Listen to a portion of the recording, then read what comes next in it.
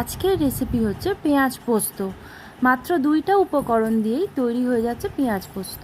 পেঁয়াজগুলোকে এইভাবে কেটে হাতের সাহায্যে এইভাবে আমরা একবার মেখে নেব। এরপর কড়াইয়ে সর্ষের তেল গরম করে পেঁয়াজগুলো দিয়ে দিলাম। এরপর ভালো করে নাড়াচাড়া করে দিয়ে দেব পোস্ত বাটা। এর মধ্যে আমি পোস্ত আর কাঁচা লঙ্কা একসাথে পেস্ট করেছি।